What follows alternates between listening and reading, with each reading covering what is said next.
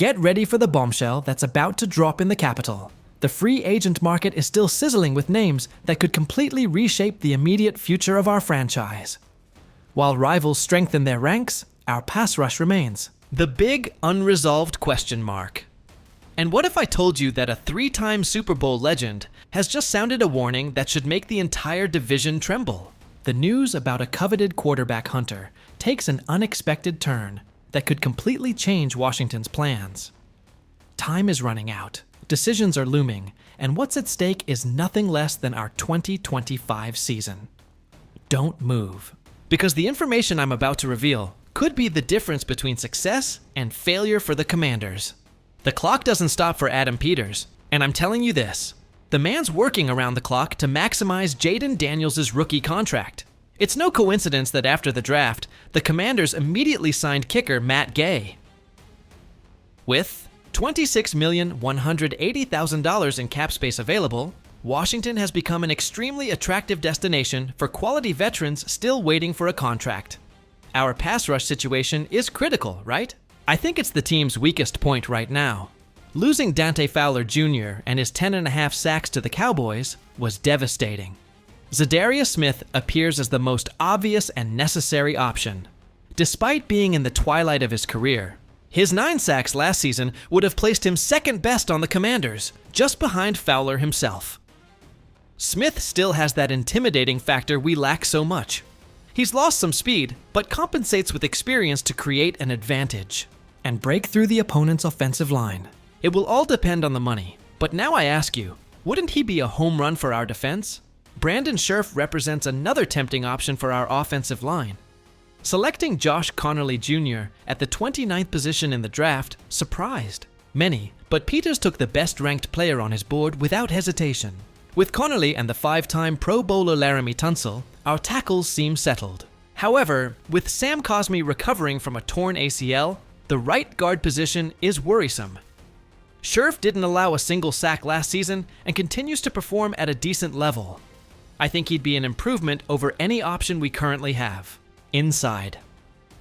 Can you imagine an emotional reunion with the lineman who was drafted by Washington and earned All-Pro honors before heading to the Jaguars in 2022? The story is there to be written. The safety position also needs immediate reinforcements.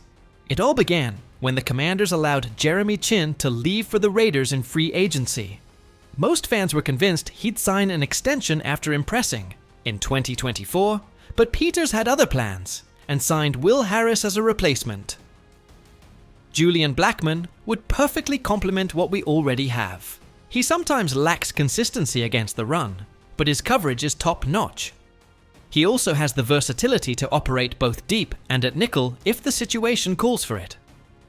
And now I ask you, wouldn't he be a perfect addition to our vulnerable secondary?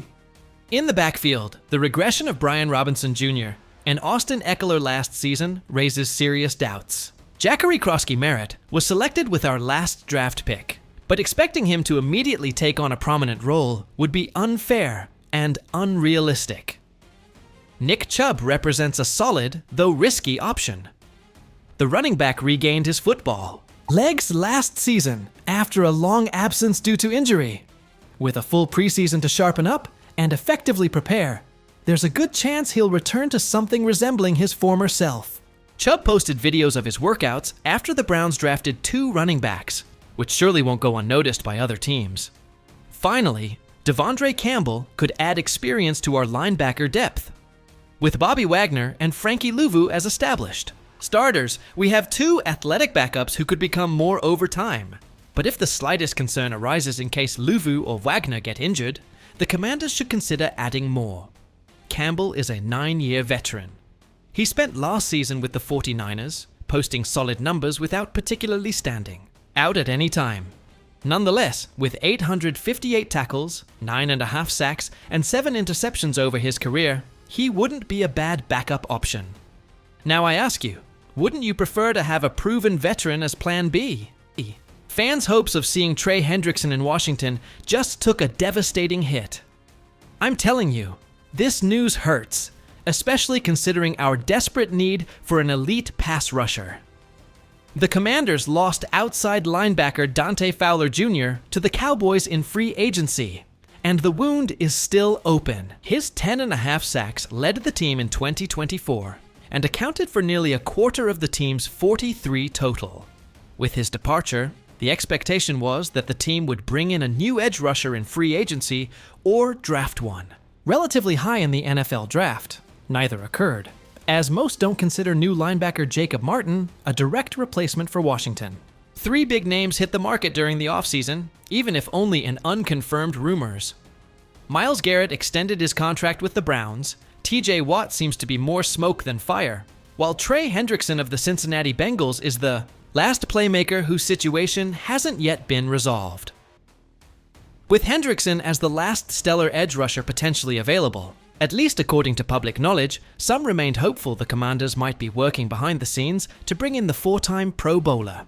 However, Diana Rossini from The Athletic recently shared an update that won't help keep those hopes high as we head toward a training camp at the end of July.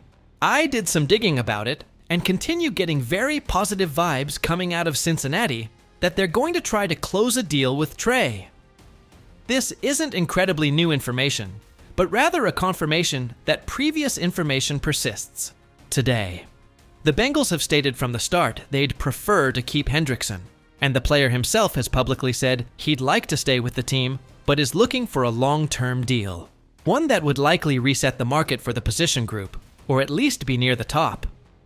Meanwhile, Washington has started its preseason program, and is less than a week from opening its rookie minicamp as it looks to build on a surprisingly successful 2024 campaign in the second year, under general manager Adam Peters and head coach Dan Quinn. But now I ask you, can we really compete in the NFC East without an elite pass rusher? Commanders legend Charles Mann just made a statement that should make us all take notice. The 3-time Super Bowl champion spoke with NBC sports reporter and Washington, D.C. radio personality J.P. Finley about the current state of the team and preseason moves, and shared a bold thought with everyone. Adam Peters is very shrewd, Mann told Finley. Don't think it's over just because someone wasn't drafted. There will be veterans released. There could be trades. Peters isn't done. And don't overlook what's already in the building. I believe these words should give us hope. When a legend with 3 Super Bowl rings talks, we should listen. Mann knows what it takes to win at the highest level and sees something special in Peters' strategy. As we mentioned earlier, Trey Hendrickson of the Bengals has been commonly linked with the Commanders as a potential trade target, although the Iowa player and the team seem determined to work things out to remain together. There are still potential free agent targets like veterans Zadarius Smith and Von Miller, who could potentially come in and at least play a rotational role in the pass rush. And now I ask you, does Mann have insider information on any imminent moves by Peters? Meanwhile, Dorrance Armstrong Jr. remains with the team as a projected starting defensive end, while Clelin Ferrell and Dietrich Wise Jr. are expected to battle it out in camp for the opposite starting position. It's also thought that preseason addition Javen Kinlaw could move more to the outside, a position he has played in the past, though primarily he's been noted as an interior lineman.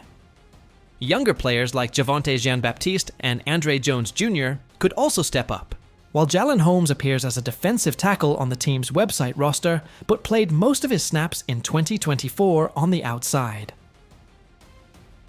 Then there's linebacker Jacob Martin, also brought in during free agency, who has a history of playing outside and could benefit from playing in the scheme that helped unlock former outside linebacker Dante Fowler Jr.'s career year in 2024. Mann's words suggest Peters might have more moves up his sleeve, and that we shouldn't underestimate the talent already present in the team either. I'm telling you this, when a legend like Mann speaks with such optimism, it's worth paying attention.